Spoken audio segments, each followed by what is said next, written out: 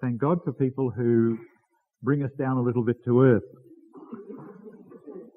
And lunchtime and after and the cuppa time is a good time for that to happen. Somebody raised the point there at lunchtime that, well, we'd spoken about the suffering of young people and their wandering away and the suicides. They asked a very practical point of, well, what do we do about it? How do we approach the young people? How do we go about it? And of course, that's a very important consideration and not so easy. I think I said last night that any fool can get up and say what's wrong with the world, but to suggest something or to have a way that improves things or remedies things, that's much more difficult.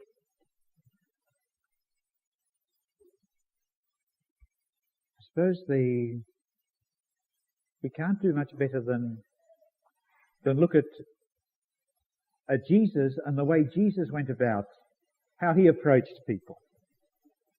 He came into this world, into our very broken world, alienated world, where human beings had separated themselves from God, and there was in a hopeless situation. The story of Jesus is God who comes among us to restore us to the friendship and relationship, to the family of God. And how does he do it? He comes among us. He's born among us as one of us in a very ordinary circumstance, in a very ordinary way. And he takes his birth in a little family, ordinary people, and he grows up and takes on himself the ordinariness of daily living. And when he begins his public ministry, he goes about meeting people, he walks the roads, he meets people, he talks, he eats meals with people. All that he does. And I suppose that's really where it starts for us too. If we want to, the first approach with people is to be with them. I have a little experience every now and again in the last couple of years. A woman in Brisbane who has been working for many years with homeless children on the street, very broken, troubled, disturbed children. She asked me, she has the extraordinary idea every year of having a retreat for these youngsters. Well, when people hear about having a retreat for these youngsters, they think somebody's cracked or right out of it. But she insists, and we have this 2 days. And you go in there and just the look of these kids is about enough. The way they're dressed and the way they sort of sit around and everything is a bit.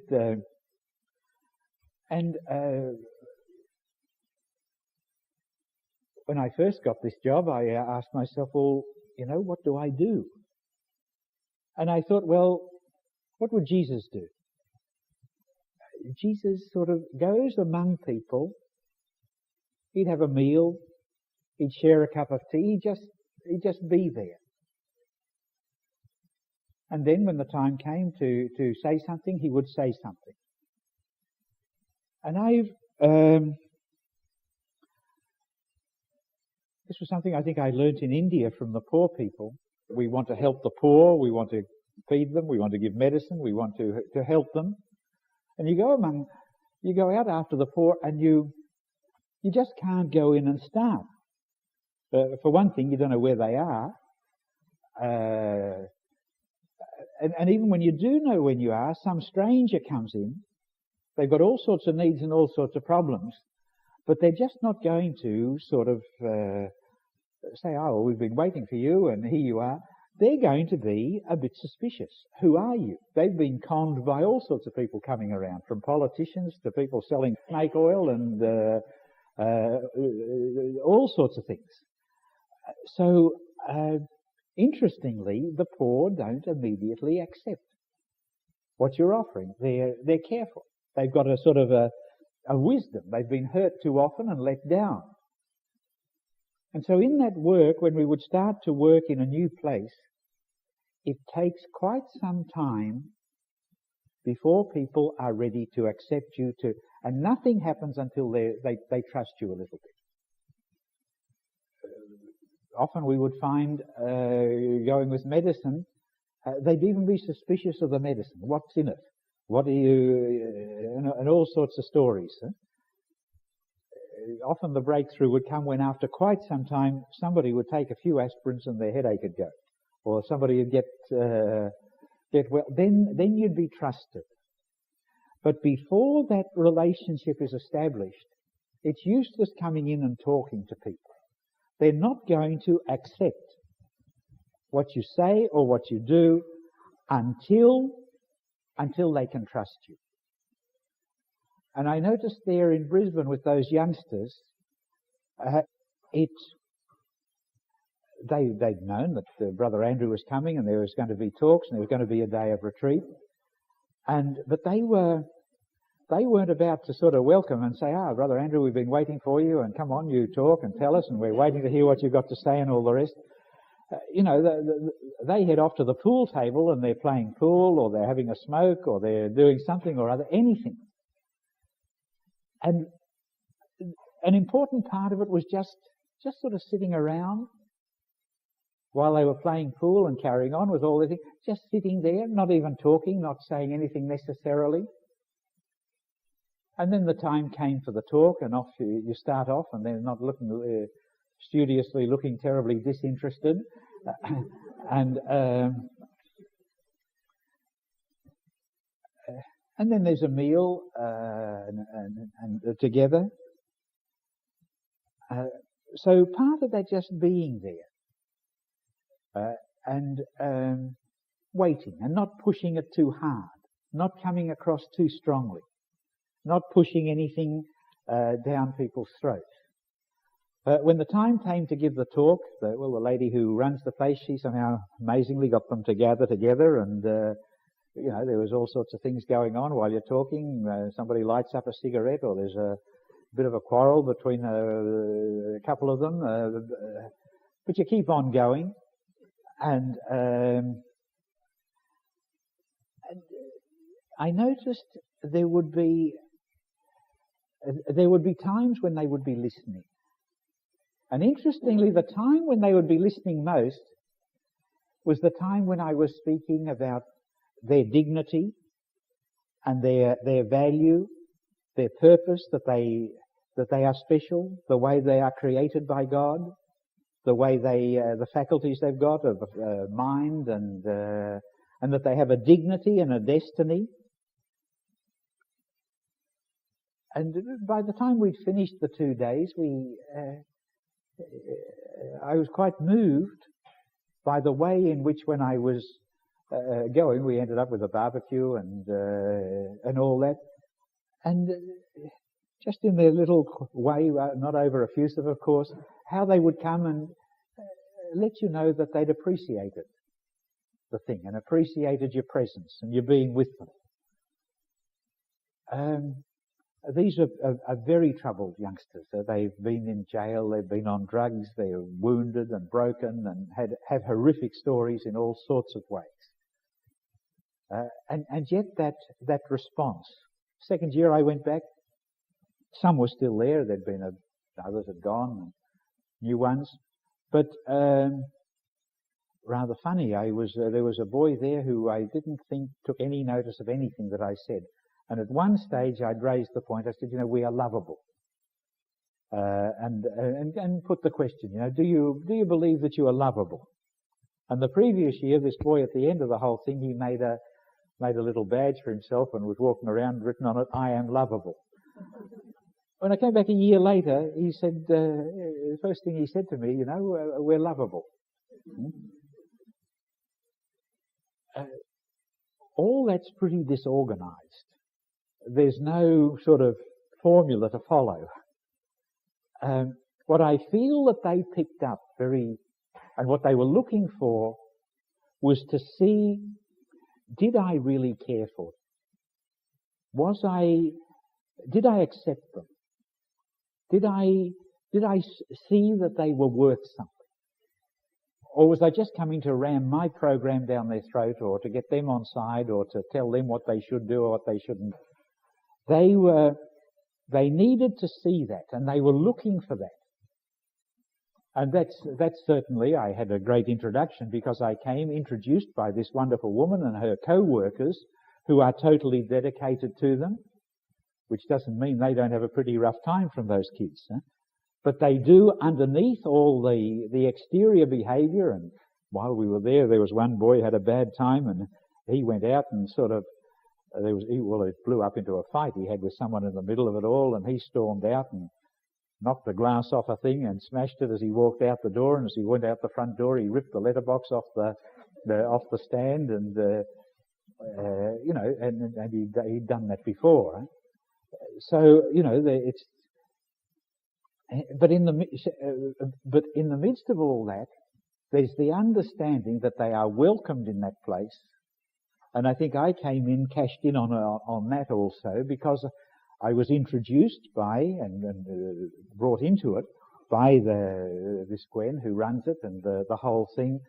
They were ready. Somehow I was a bit acceptable as I started.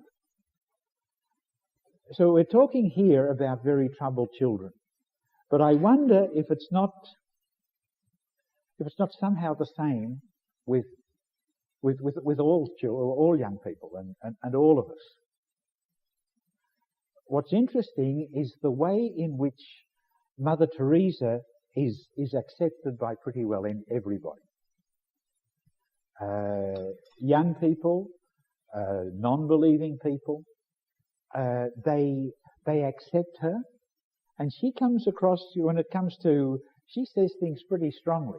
I remember once we were in Calcutta years ago, and there was a flood, and people were displaced, and the government arranged for the displaced families. All the schools were closed, and they were put in the schools, the whole family, in the classrooms. And there were voluntary agencies were providing the meals, and it was a time in Calcutta when there was a very militant, almost terrorist organisation of extreme communists. And they were doing all sorts of things. The police, they were knocking off policemen on traffic duty, and the Vice-Chancellor of the university was shot, and statues of Mahatma Gandhi were ripped down, and everyone was in fear and trembling of these people. Or a youth group, the young people they were. Well, there was this, Mother Teresa's sisters were working in one of these schools. And this group came forward and said, we'll help also. And they ended up in the same thing.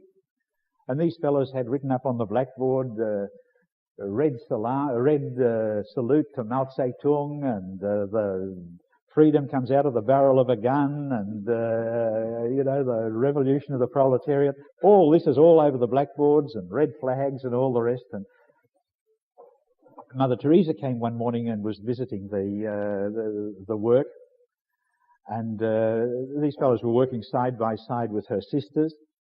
And the leader of this wild crowd came to Mother Teresa and he said, we're very happy to be working here with you. Huh? And Mother Teresa said yes, and they were going along a little bit like this.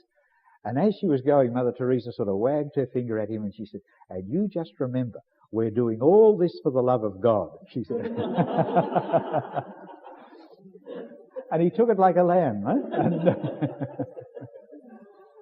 But he took it. And because, these are fellows who were killing people, who were the enemies of the revolution and all sorts of things. But you see the importance of that, establishing that relationship of trust and of confidence and warmth. And if that's there, then something happens. If it's not there, you can talk, or you can have programs, or you can bring all sorts of things along, but it doesn't get anywhere. And I think with the young people, they need to see that we love them. they'll take things that from us that they won't readily agree to. I mean, they won't be put off by that. You see, it's interesting, Mother Teresa and Pope John Paul, for all the criticism of Pope John Paul for his stand on morality and his strictness and his discipline and all this, it was very interesting there recently, that trip to Denver, and there was that youth conference in Denver.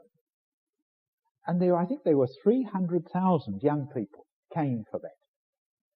And they were there, and it was raining or it was hot or something or other was happening, and it wasn't, and there was, somebody said there were no drugs, there was no booze, there was no music, there was no anything there, and they came and they were tremendously receptive of it. And that's a sort of a contradiction. The press couldn't handle that. And so they didn't mention that very much. They brought out, there were a few nuns waving banners about, women's ordination or this or that or something else. And the press gets onto that. And that's all blown up as if the whole thing was a sort of a response of rejection of the church and the teaching of the church and everything the church stands for. But that's not, that was not the fact. That was not the reality. It was in the record there, I saw 2 or 3 weeks ago. And they brought out very well the difference between the way the media presented the whole thing and the actual reality. And what the media gave was, it focused on the dissent, on these sort of striking issues that have their place, but as if the whole thing, the whole church in America is rejecting the Pope. And there were thousands, hundreds of thousands of ordinary people who came out and entered into the liturgy and loved the Pope and waved their flags, and a bit the same when he visited here, the response. And the police said that Denver has never been so, for those 5 days, Denver was never so free of crime and violence, and they'd sent extra police in and everything in because they thought with all these young people, it'd be anything could happen.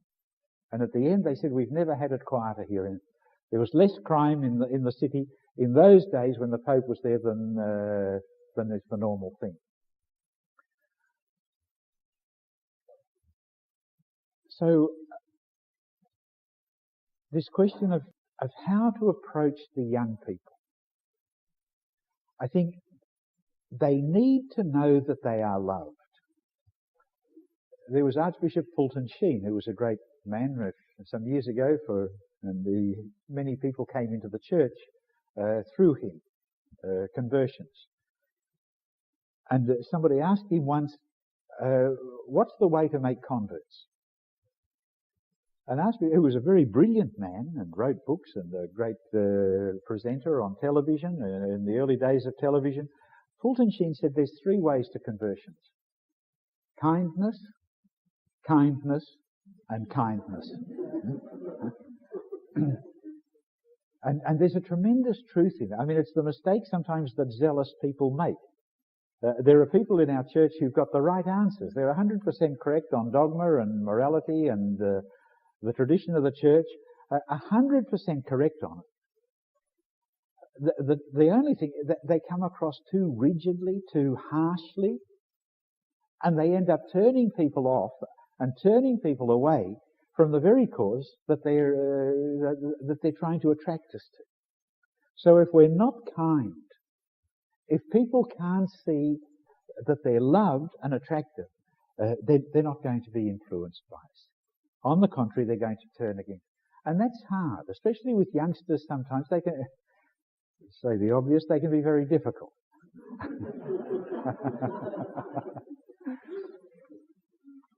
But not to be put off by that, and to keep loving them. I think the thing I run into most all over the world is on retreats, days like this, in parishes, is the great suffering of parents and grandparents because their children do not practice their faith, and because their children have fallen into patterns of behavior or relationships or styles of life that are not very good. And the question, what can I do? What have I done wrong is often the first thing. The first question, there's guilt. Where have we failed? Well, of course, it's not just the parents. I mean, it's the tremendous impact of our culture today that is so destructive, of religious faith and morality coming in videos and movies and the music and style and things that are taught and the pressure, the peer group pressure and all those things. So it's not just if the family was the only thing influence. Tremendous damage and harm and destructiveness is done from these other areas of impacting on the children.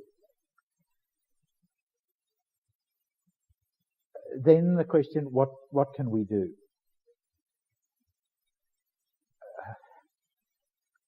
It's very easy to give answers and to talk, of course. I generally say, well, there's two things that I think that are. One is to keep praying for the children. Ask God to pray, to bless them and bring them back and to give them light and show them the way. And the second thing is let the children see that you love them. To keep the door open, to let them know, even though you may not approve of the way they're living, but that they know that the door is open and that they're always welcome and they're still loved. That is tremendously important. Lecturing, nagging, apart from anything else, it's really not necessary because the kids really know what mum and dad think. You don't really have to tell them every time they put their foot in the door. They know. They know where you stand and what's important to you. And if that sort of nagging is, continues too much, then then they stop coming, or they say, well, I can't take any more of that, or I can't take that today. So to let them, it's not a question of approving. They know you don't approve, but to find the way in which to do it, and the tremendous importance of letting them know that they are loved. Then, and so often it gets through. It can take time. Rather funny thing, in a retreat there in Sydney last week, there was mostly lay people, and there was a woman on the retreat. She was no longer young. She told me her story, and I thought it was so good, I asked her if she'd share it in the group, which she did. And she had, as a young woman, a long time ago, she had married, and within a month of the marriage, her husband, who was a pilot, was killed in a crash. There'd been a party the night before, and he'd had a bit too much to drink, and he was one of those stunt pilots, and there was an accident, and he was killed. And she said, I was so angry with God that I said, well, I'm finished with you. And for 40 years, she never went near a church. And she spoke against God. Her daughter, when she married a very good man, and they were believing people, and always talking about God. And she had 4 children, and the mother's telling her, you've got to stop. And they had another one, and the girl saying, well, we keep God's law and that. And she said, it got to a point, she said, if you mention God to me again, I'll stop coming to you. This is the mother. And of course, the daughter did. So she stopped coming. She said, I stayed away for about 3 weeks, but she said, for the sake of the grandchildren got me back. I couldn't stay away any longer because of them. But didn't want to hear about God. She said, another one of my sons got into the New Age thing. And she said he, very interested in that and going to all sorts of courses. And she said he spent $10,000, which he could ill afford, on attending various New Age courses and this, that, and the other. And she said, I was not in the best estate. And one day he said to me, look, Mum, he said, you need one of these New Age courses. And it's $500 and I'll pay it for you. So off she went for the weekend, $500 for the weekend. And she said it was so awful. It was all this rebirthing and everything, and she said I was terrified. She said, finally, I got in a corner, and I was like this, you know. But at any rate, she somehow got through that, and then she went to some other counselling, and that was awful too. This woman was digging into awful things and in her life, and she was just feeling awful. And in the middle of one of these counselling sessions, she said, suddenly it got through to me, she said to herself, look, I don't need this. And she got up and walked out. She said, I think I'd paid the money already, but I walked out. And then she'd had an experience when she was going somewhere and it was raining, and she sheltered in St. Patrick's Church, in the door of St. Patrick's Church in Sydney. And she just peeked in, and there was Mass going on, and suddenly she felt this great hunger to take part in the Mass, but she couldn't.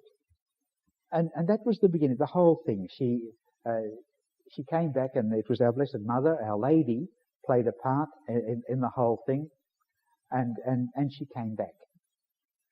And the daughter had been praying, so she told us, all the other women in the thing are saying, you know, well, look, here are all of us, we're all praying for our kids, you know, to come back to the faith, and here it's you, and you're the one who was 40 years away, and your kids got you back, so...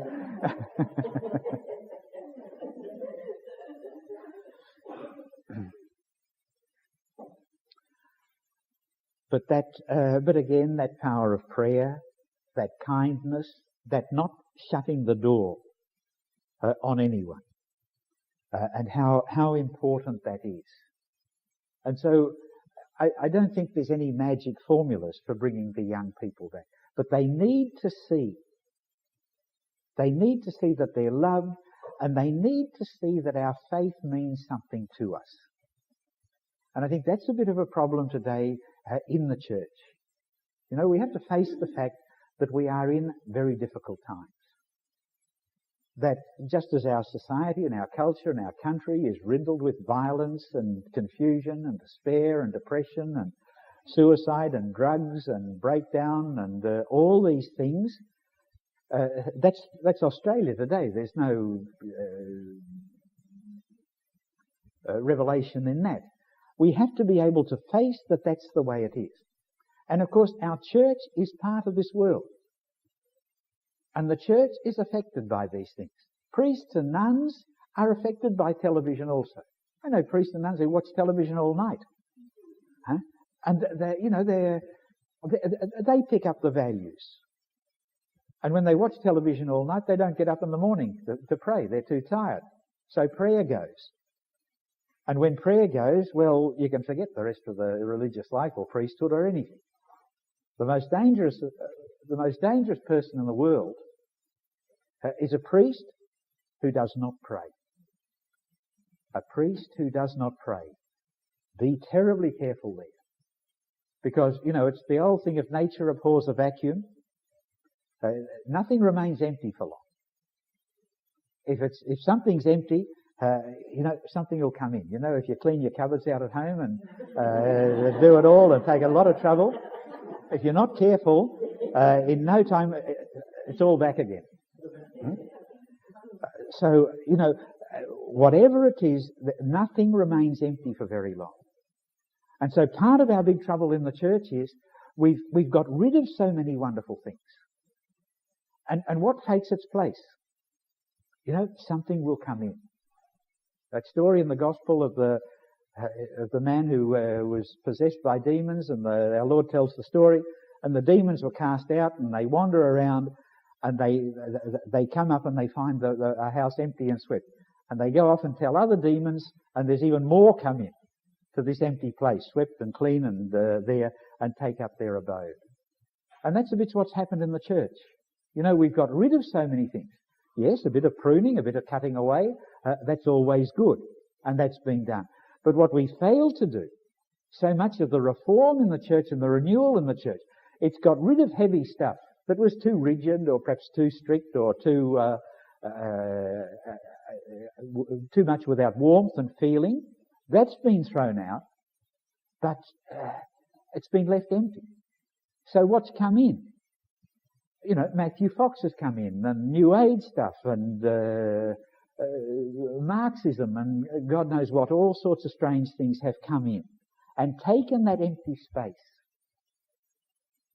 and done enormous damage and harm.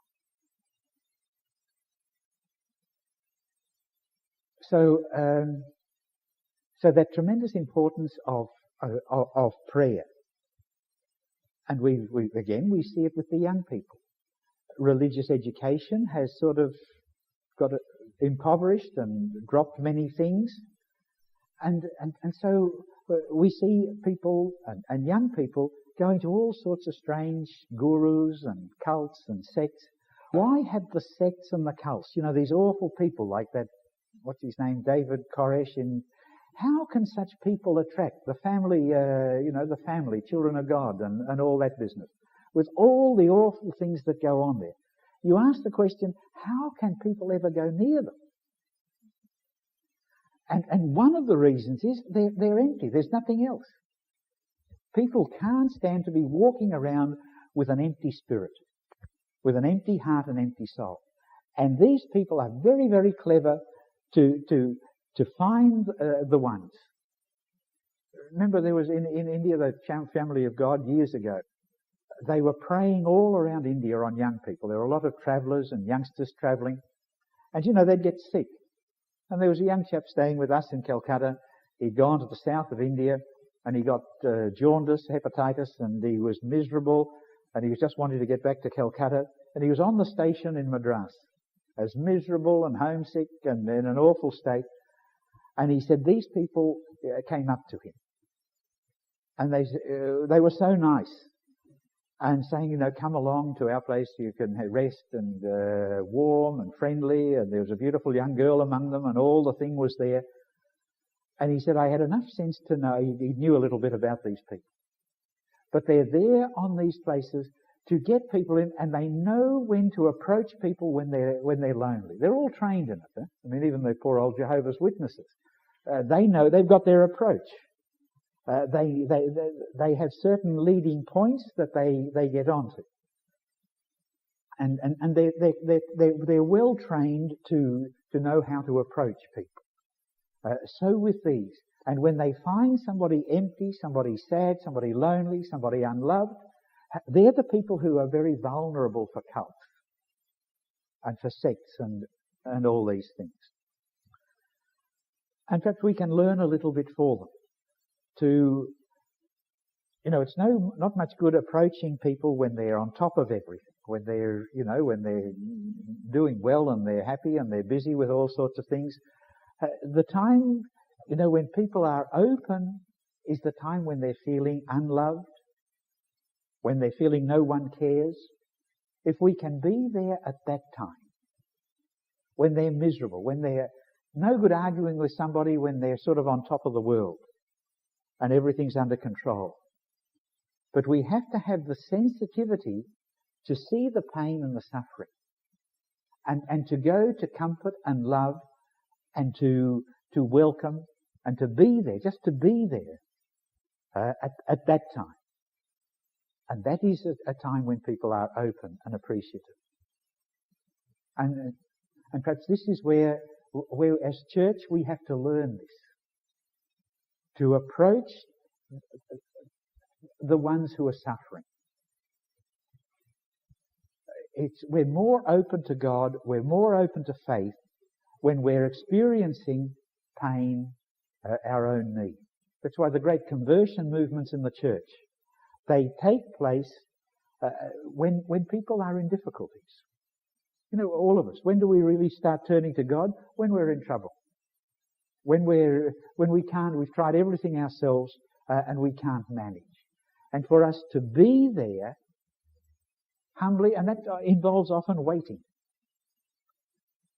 Waiting through the time when we're not welcome. Waiting through the time when they're not ready to listen to us. When they believe that, well, this way's fine and all my friends are going that way and everything. That time you just have to wait for that. In a way, it's almost, it's painful, but waiting for, You know, in Alcoholics Anonymous, they have a great lot of little sayings, pithy little sayings, huh? And they talk about the hole in the soul. You know, that's the point God gets through to us all. That hole in the soul, that crack, that point where we're hurting, where we're suffering, and that's important. You know, to be there for people when they're to dry their tears, to comfort them when nobody else is interested, when nobody else, when they feel that they've been let down, to be there at that time. That's important. And the young people, they have their times of depression. They have their times when they're down. And it's not a question of coming along with a lot of talk, just to be there. Maybe just an arm on a shoulder. To let them know that they're understood. Sometimes the less words, the better. But that they know that you're there, that you understand, that you're with them. And that's really been Mother Teresa's way. She's been accepted all over the world because people realize she's a woman of love. She's a woman who cares. And she's not doing it for herself. She's not doing it to build up her own kingdom and to become famous, and she lives with that simplicity that she lives with, and that people can pick that. People and young people particularly are very wary of someone who's on the make. Sooner or later, they can pick the difference between somebody who's genuinely interested in others and somebody who's just building up their own kingdom. We see it with the politicians. All they talk about, caring for the poor and all the rest, and they're driving around and building their own house up and their own position, and people realise it and don't have a great deal of respect. They may feel they have to listen, or they're helpless or powerless to do anything about it, but they see the difference. And that's where someone like Mother Teresa is on a totally different level with people. And young people, and all sorts of unlikely people are touched by the sincerity, the authenticity of her love. And it's that gets through to us. And that's the way, as we said in the beginning, that is the way Jesus came among us. He came and took his place in a very low strata of society.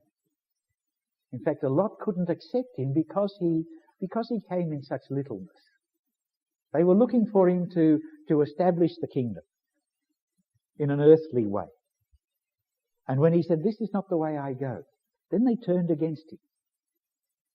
And finally, they couldn't stand him to the point where finally he was crucified and put to death.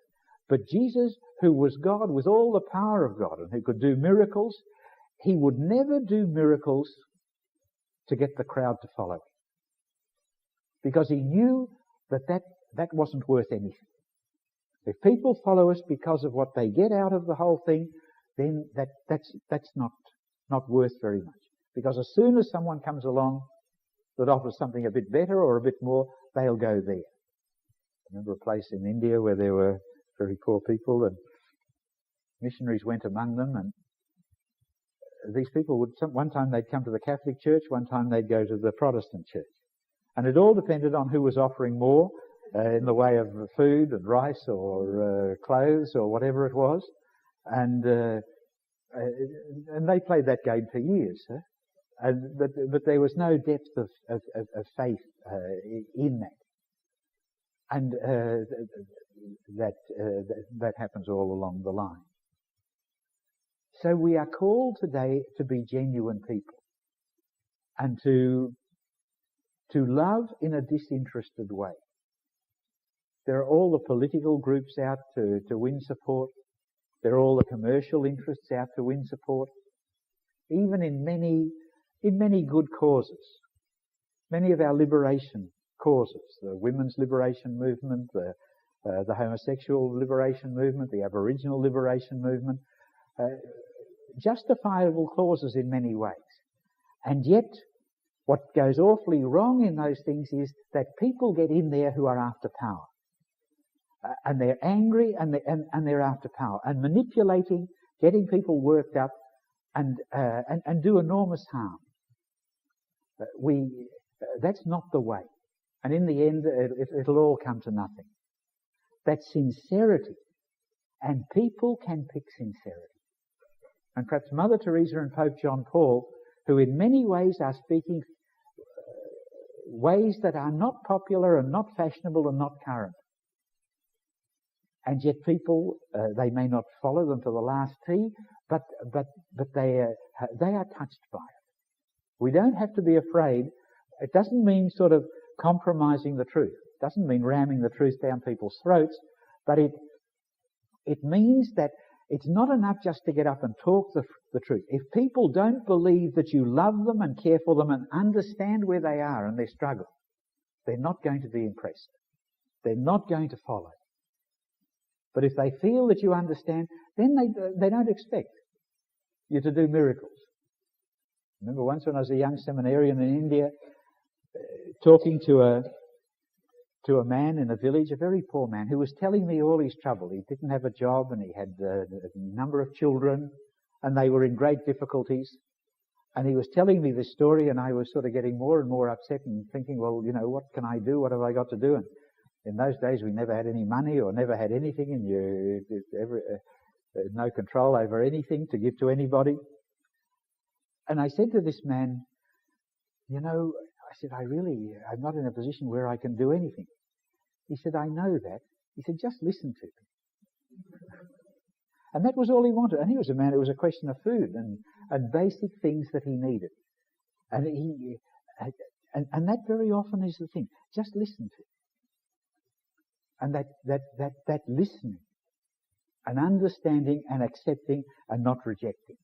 Even when it's a question of behaviour or lifestyle or whatever it might be, that you would by no means approve of.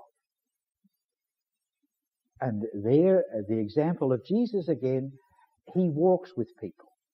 And who are the people that follow him?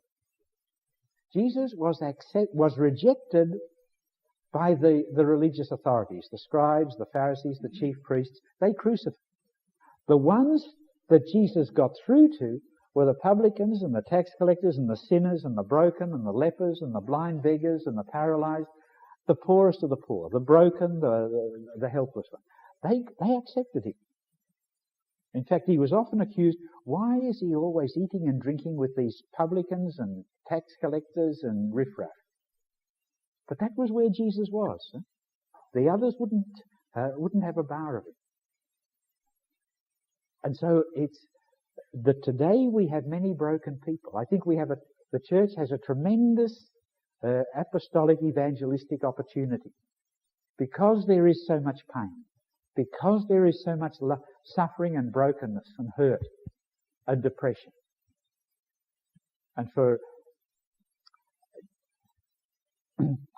And it's the love of God coming to meet that. And that's where all the great movements in the church, St. Vincent de Paul, St. John of God, Mary MacKillop, Catherine Macaulay, Nana Nagel, all those great founders and foundresses who built great families in the church. What did they do? They had that faith in God, and they went to bring the love of God to the suffering people. They didn't go as secular social workers. Nor were they just sort of preachers who got up and spouted sermons. They brought together those two things. The power of the Spirit of Jesus.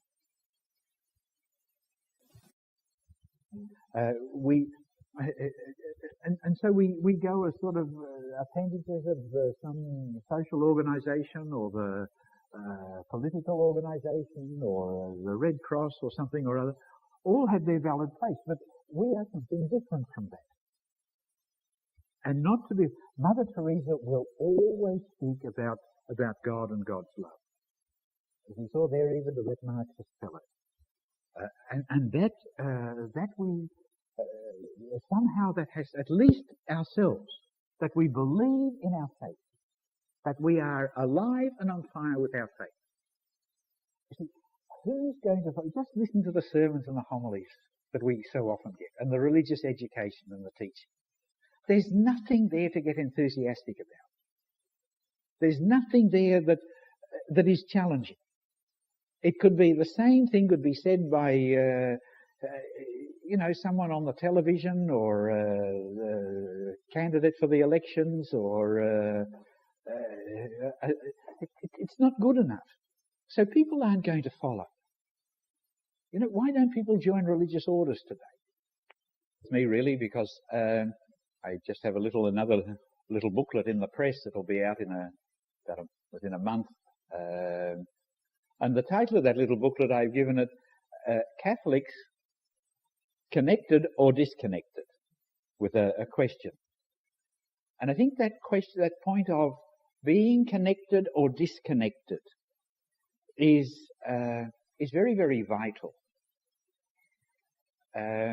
Interestingly, that young girl, I remember reading a few years ago an article by a nun in New York who works with runaway children on the streets of New York, and is very, very involved in that work.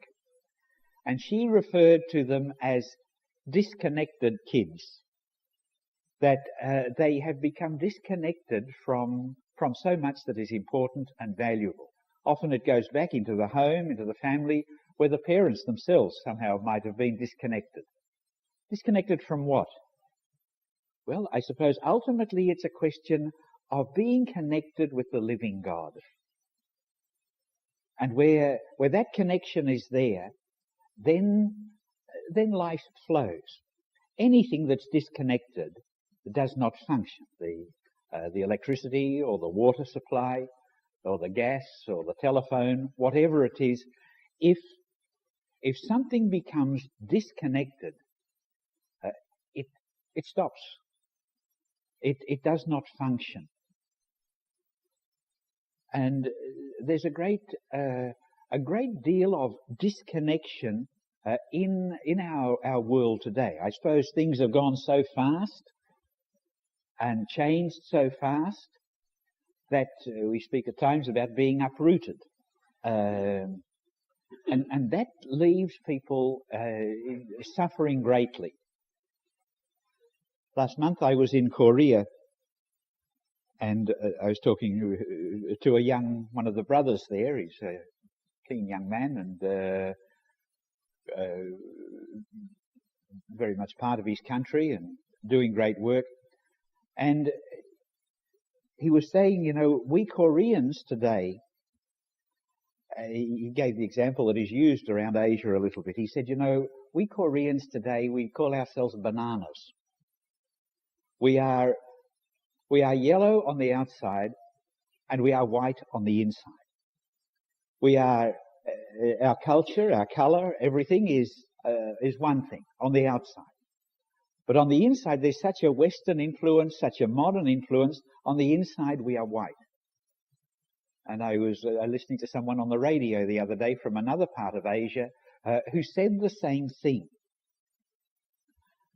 And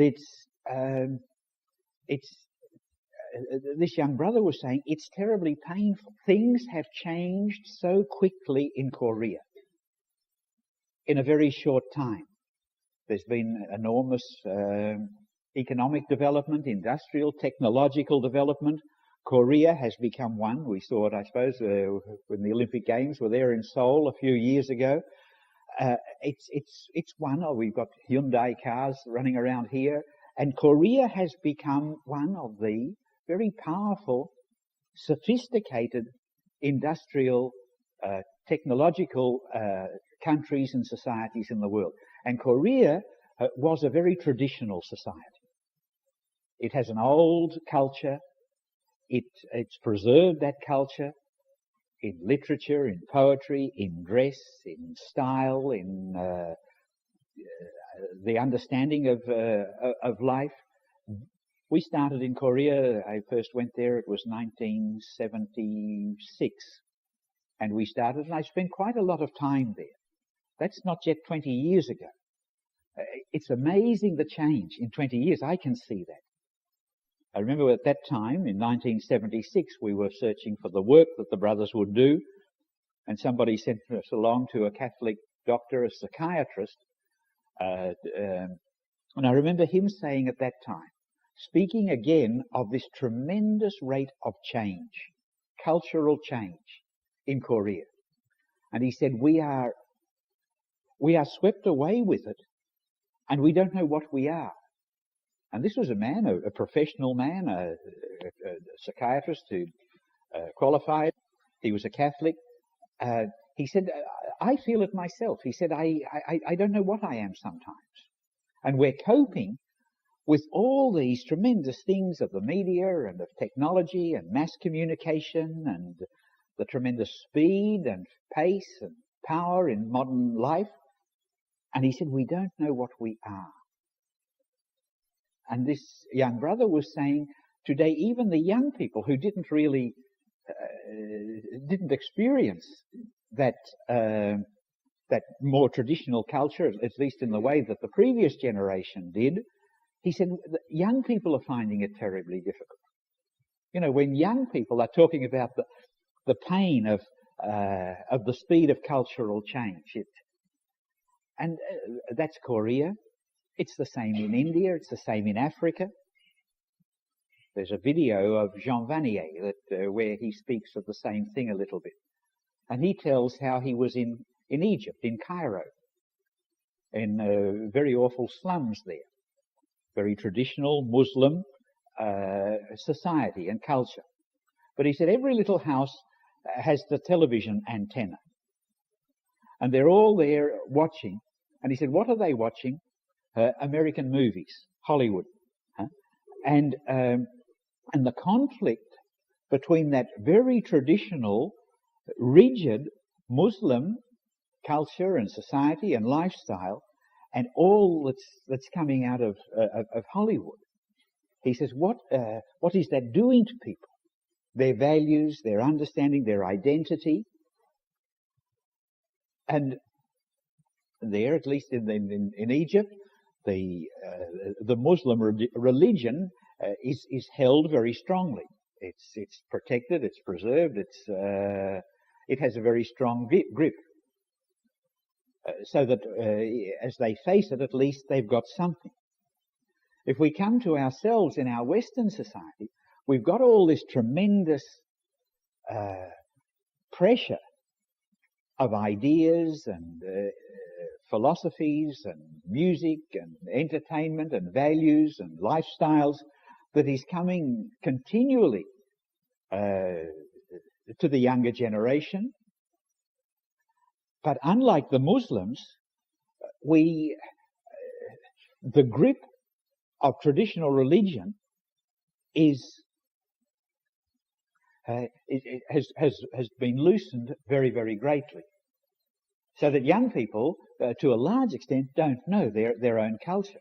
Not only religion, but I notice a little bit, I've been surprised coming back to Australia, how so many of our values, of our history, is sort of, you know, we have programs on the television knocking our roots.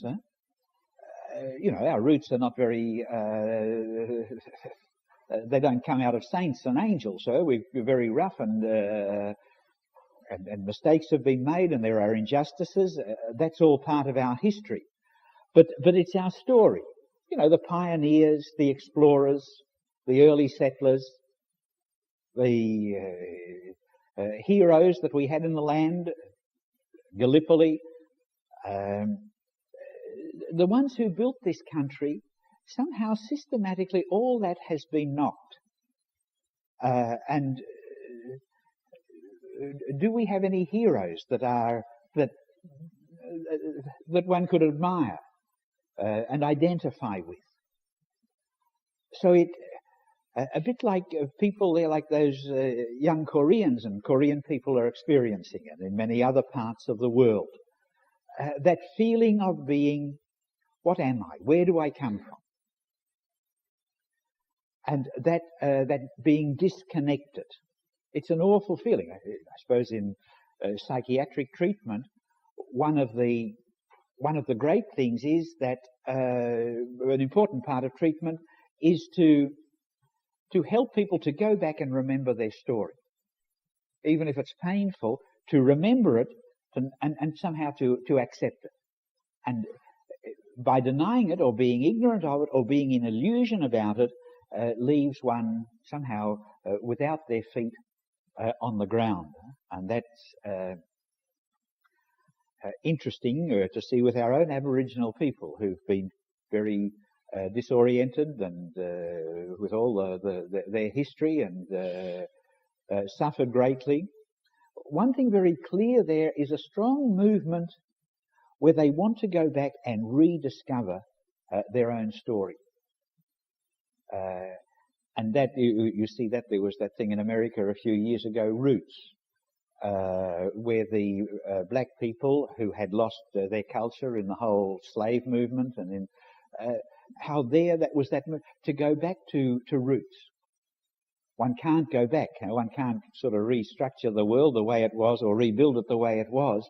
But at least that one knows what one's roots are, where one comes from. That there's something that doesn't change in the midst of all the change. And this, where does this lead us? I think this highlights the tremendous gift that we have in our faith vision. The most radical story of our roots is of course the Bible, which goes back beyond all the differences of different cultures in different parts of the world, which goes back to the genesis, the origin of our human race, that gives us, that God revealing to us where we have all come from, that we have come. The Bible establishes there in the very beginning of Genesis, in the creation, that in the beginning, God created everything. God created the universe, the world, nature with all its beauty and splendor and abundance and richness. And He created us. He created the man and the woman, human beings, as somehow the summit, clearly, as the summit of it all. And so there the Bible in the very beginning gives us the foundation of our story, the roots, where we come from. And this is the unchanging story for each and every one of us. Where does my story begin? It doesn't begin with the government or the Department of Immigration or the Social Welfare Department or the Attorney General's office or the department that issues me with my passport. My origin, my source, my beginning, it goes back much further than that. All of us, we have the gift of our life that comes to us from God, who calls us into life in the first place, puts us in this world of great beauty and possibilities and potential for development, but who puts us in this world not as permanent people who have their lasting home here, but as travellers on a journey for the few years of this life, passing through this journey to the end, which is beyond, which nobody remains here. We have whatever our term of years is, long or short, but even if it's long, it's really just a dot relatively. And God has created us, calling us through this life to the fullness of life. And living without the awareness of that is a sort of a being disconnected, or getting connected to the wrong thing. If I lose sight of that, then I'm likely to get connected to something that is not adequate. And we know what happens if we get the car connected to the wrong sort of petrol or gas or leaded or unleaded or whatever it is. It'll end up doing great damage. If we try connecting the electric supply to the tap, if we get connected to the wrong thing, then great damage is done. And that's the story in our so much of history. If the Bible's correct in establishing the genesis, the beginning of our story, the end towards which we're going, and the way on which we're proceeding, if the Bible is correct in giving us that foundation of the whole story, then to disregard that is a setup for confusion. And that sadly happens. How many people there have been and are today for whom their goal has nothing to do with God. God doesn't enter into the picture at all. And their goal, their purpose in life is the pursuit of wealth, or the pursuit of power, or the pursuit of pleasure or self-satisfaction, or of trivial things that really aren't worth anything very much, that aren't good enough. And so we have in the modern world, to a very large extent, a great loss of connection. The traditional religions, Hinduism, Buddhism, in more simple, sophisticated societies, people knew that there was something beyond this life. And they lived with that. They may not have been saints. They may not have understood all the details or been able to explain it. And we did in the previous generations, growing up, those of us who were a bit older. There weren't too many atheists around. There weren't too many people. There were plenty of sinners, I suppose, in good supply. But at least there was not sort of atheism and agnosticism as an accepted way, such as we've got today. I think in our census, every time the number of people who say they don't believe in God or they're not religious, it's continually climbing. And so that where does that leave? It leaves us sort of adrift. It leaves everything sort of unexplained. And then modern goals, inadequate goals, are all very well until you run into some sort of a trouble. Then they don't have much to say. There's a lot of religions and gurus and organizations that speak of positive religion or positive thinking. Everything's wonderful, everything's beautiful, and we're all beautiful, and we have all this tremendous potential. And the New Age is very much that way. Everything you don't talk about anything that's unpleasant. You don't talk about anything that's a bit gloomy. You don't talk about suffering or pain, which is all very well until you run into some trouble or pain or suffering, till you have an accident or a stroke, or you lose a loved one, or the recession comes along and you lose your job and you lose everything that you've got, and it's all gone. Where does all that positive thinking leave us then when we're hit by something? And that's part of the great letdown of these views that are, and these ways that are stressing so much that you don't talk about anything that's unpleasant. And I think that's where, when you meet sometimes people who've been into these things, and they've been hit with something, and then they're left with the most awful depression and despair.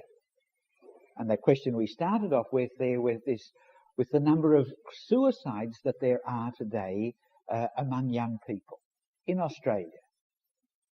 Somebody was speaking the other day, I saw in the newspaper, speaking of suicide among young males in Australia as approaching plague proportions. It is far more common. And the number who attempt that and who don't go right through with it for one reason or another. What is that saying?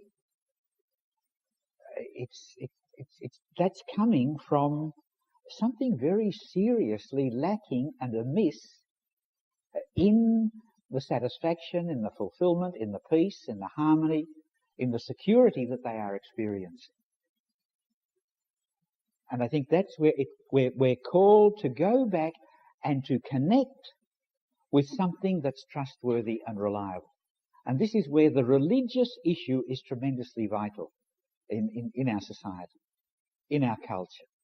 People, when you read history and anthropology and all those things, wherever there have been human people, whatever continent, whatever culture, however developed, however, by our standards or reckoning, primitive or simple or lacking in sophistication, wherever you find a people or a race or a group,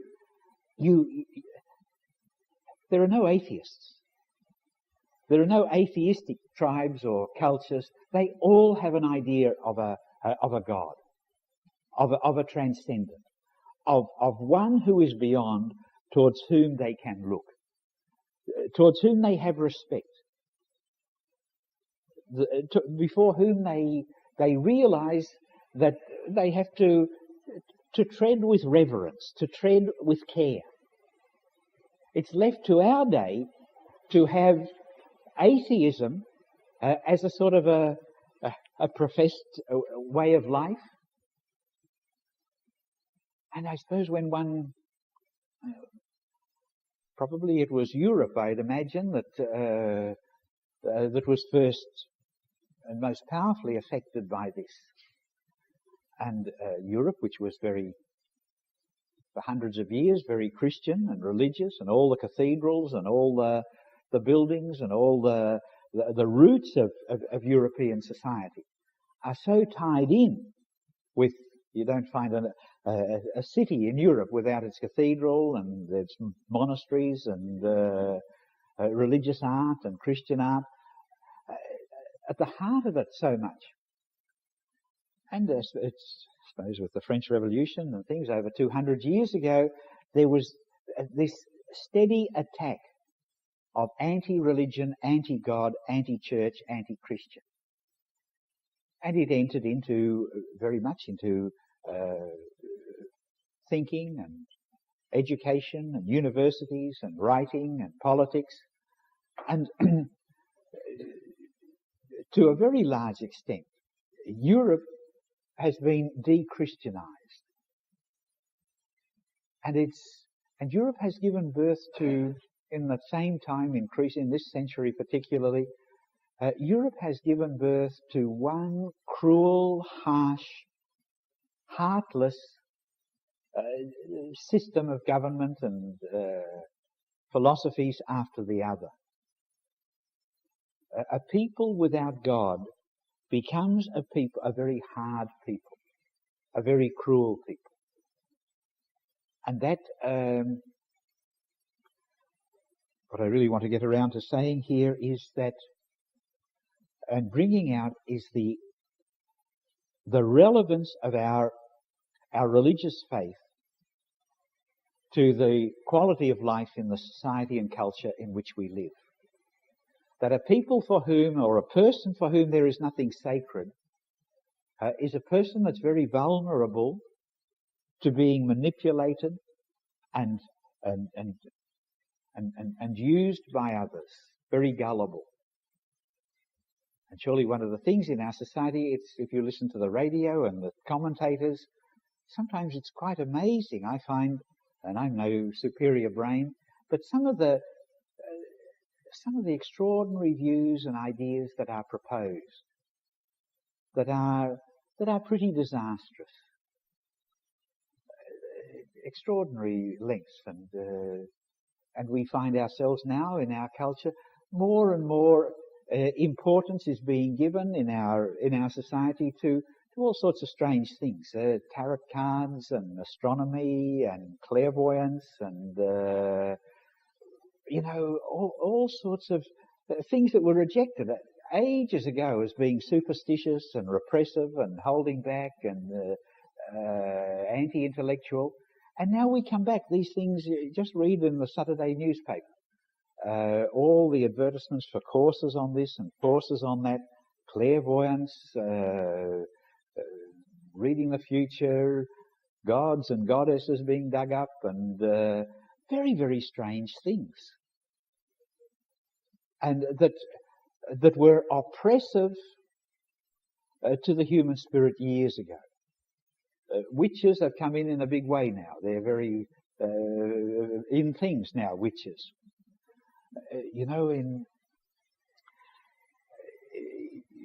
I have a friend, a missionary in India, working with tribal people who have been oppressed for years by dominant groups in society, and who were manipulated by them and controlled by them, and who found 100 years ago in the church, through very simple education, even through primary schools. These were people who never read or were not literate, and who always were dominated by smart, clever people coming in and dominating and exploiting them.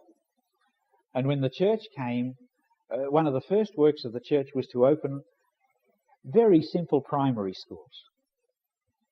And once those people learned, in their whole history, the change that came through literacy, as they began to read and write even just a little, not much more than primary school, elementary school level, they were no longer such an easy pushover.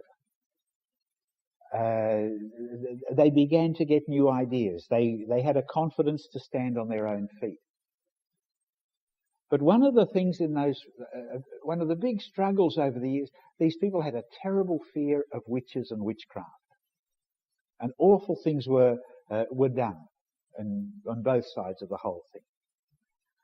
And it was easy to see that the more they became unfettered and unafraid of all these sort of superstitious influences at work, the more strength and courage and independence they got, and they were less vulnerable to being controlled. And the whole faith vision of understanding their own dignity and value, of course, was the most important part of that. So our faith understanding of our own human life is a tremendous defense for us against being manipulated, blinded by untruth, by error, which clever people are very smart to come in and use to win power. And in our society today, it's not by chance that the church is under attack. Because the church, of course, has its failures and its failings in all sorts of, at every level, from the top right through. We are a church of saints and sinners. But there is in the church, and this has continued, that vision that comes with God's revelation to His church of the dignity and value and meaning of life. And if we can hold on to that, then we have a tremendous defense against people who come with false ideas that can make us very vulnerable to being manipulated and used by people who are interested in controlling and gaining power. And surely wherever there is a totalitarian regime or somebody wants power, they will always be terribly careful of the church. I had an experience in Vietnam. I was in Saigon when it was captured by the communists, and I saw the fall of the old regime, and I was there for about 6 months under the new regime. Saigon fell very suddenly at the end, and the new government came in, and the old went. Within a matter of, literally, of the next day, 2 days at the most, the new regime had taken control of everything. The old military had, of course, gone, and the soldiers had taken off their uniform and gone back to their families and into hiding. The old police force was gone. The newspaper and the television and the radio was immediately in the hands taken over by the new government. The education, the schools, the principals and the authorities there, all the old ones were gone. The ordinary teachers, they remained, some of them, but immediately there was someone in place, and what was being taught in the school was immediately the new. So all these areas of influence in society were immediately in the control of the new system, and the message they were giving was the government line. There was nothing that was not that was not the party line. There was only one thing that was not controlled, and that was on Sunday in the parish church. There was a mass where the gospel was read, and where the priest, if he had the courage, preached a message that was different, and that was not under the control of the new regime. And I was sort of in a position where I had to lie pretty low myself, but I was with the people and I could pick up what was going on a little bit, and I understood very, very clearly there how any sort of totalitarian government that wants control, how sooner or later they will have to either silence the church or buy it out or control it. Because in such a regime, if someone gets up and gives another message, it's a terrible threat.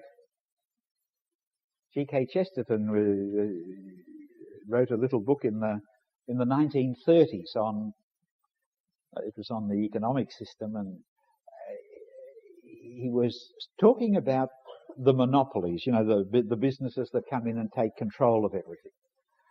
And he spoke about the great importance of keeping open the little shop at the corner, in the face of all the big controlling groups.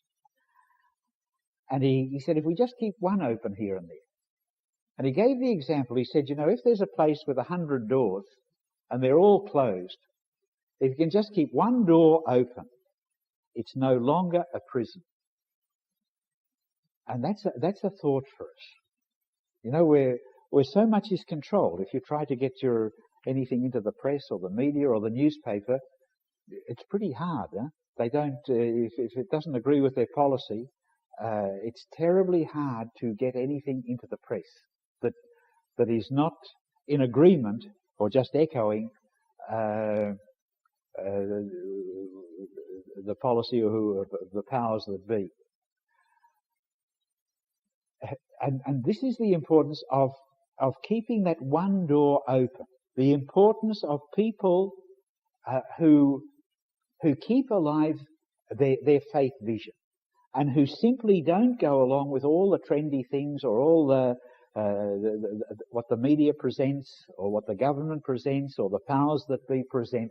The tremendous importance in a free society of people who have a vision and an understanding of life and values and dignity that is not just simply like a parrot echoing and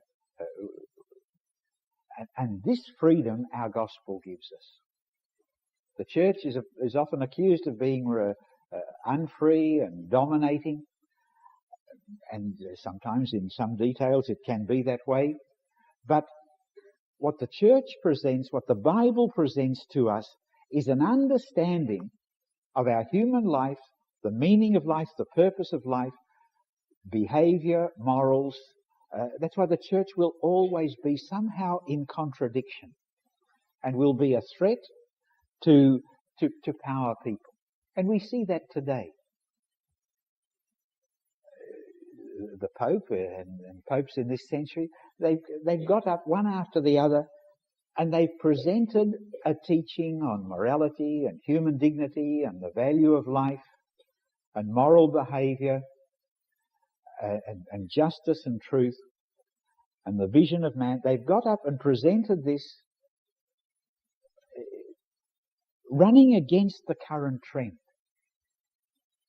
We saw recently the Pope there in America getting up and getting out of the plane and standing on the platform with President Clinton and speaking about respect for life and abortion, knowing the opposition of the media and the president himself, and that was if he wanted to be popular, that wasn't the thing to say.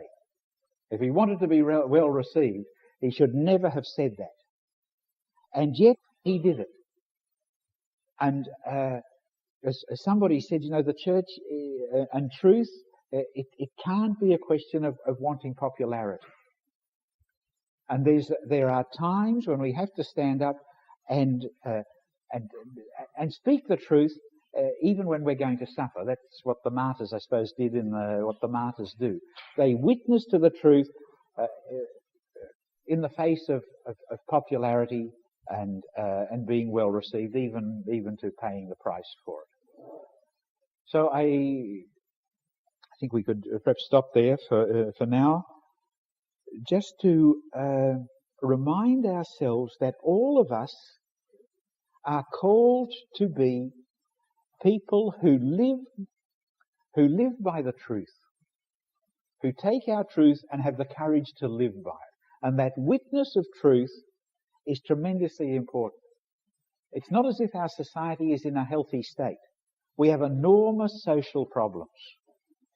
We have the breakdown of family life. Young people are in a problem. That point that came up of the number of suicides here in this lucky country, where we still are much better off than many, many parts of the world. And yet we have this terrible problem of depression and despair and breakdown and all sorts of addictions and violence. We can't walk in our streets and parks anymore. You have to be careful where you go. Something is obviously very wrong in our society. And there's a need of somebody and people who are able to go and ask, well, why? What is it all? Does it mean we simply get more police out or more legislation or a bit more of this or a bit more of that? That doesn't go deep enough. Maybe it's necessary, but it doesn't go deep enough. The root of our social breakdown and troubles goes very, very deep. And I believe that that if we leave God and our faith and God's word and revelation to us, if He's the creator, the maker, well, you buy a car or you buy a fridge or you buy a microwave, and with it you get a little manual from the maker of instructions, how to use it, how to service it, how to maintain it. If anybody disregards that and throws it away, oh, I don't need it, the thing's not going to function very well for long. And yet that's really what we've done to such a large extent. The commandments, God who created us, made us, knows the very dust of which we're made. He gave guidelines. He gave a purpose. That's what the Bible is, the Word of God. And if that's disregarded, then we're going to have breakdown and suffering and even damage. And so that call to us today to really come back to our faith and to take the trouble. In earlier days, it was easy to go along with, you were born a Catholic or a Muslim or whatever you were, or a Buddhist, and everybody was the same, and you went along whether you were good, bad, or indifferent. But that's not possible anymore. The only way you can remain with your faith is to really take the trouble to live it and know it. We've got now, the Church is giving us the Catholic Catechism, the new one that's about due to come out any time now. That has been prepared in our very confused modern world, where, often we don't know. You hear this one say something, you hear that one say the opposite. You go to this parish and it's one way, and you go to the next door parish and it's all different. And people are confused. What's right? And that's painful. And who's who? What we've got now, the Church has tried to meet that, and it's come out with this catechism. It's been in preparation for quite a few years now, and it's ready. What are we going to have with that? Well, if somebody's looking for a nice jazzy sort of a glossy coloured sort of a thing, glossy paper sort of thing that's easy to digest, you might as well save your money. It's facing very deep issues, and anybody who gets into it has to take the trouble to get into it, to dig a little bit, to find the treasure that is there. But today it's got to a point where we just can't be sort of this way, that way. That won't do. We'll just be swept aside by the one who's the smartest or the cleverest. If we believe in the Church, this is now a book that's coming out that's giving us the teaching of the Church and adapting it to practice, building into it prayer life, the commandments, morality, the teaching of the Church for hundreds of years from the beginning. If we believe in the Catholic Church, then this is going to be an important thing. So I recommend there that when this comes out, that, we take a bit of trouble. In our groups, our prayer groups, we could spend a little time just on a section. It'll take a long, long time to go through it. But that doesn't matter. But what we'll get there will be the truth and will be solid. And I think it's getting to the point where, where we're going to realize, or we're going to be forced to face the fact, where do I stand? What church do I belong to? And it's not, Father so-and-so gets up and he says it's this way. And Father somebody else gets up and he says, oh, it's that way. How do we know? If it's only, if that's the end of it, we've got nothing to test it by. And there's a whole, the Tower of Babel is a reality. When man goes his own way, then everybody gets up and says their bit, and who's right, who's wrong, and we end up in awful confusion. So God is at work, and He gives us the Holy Spirit. He guarantees the Church.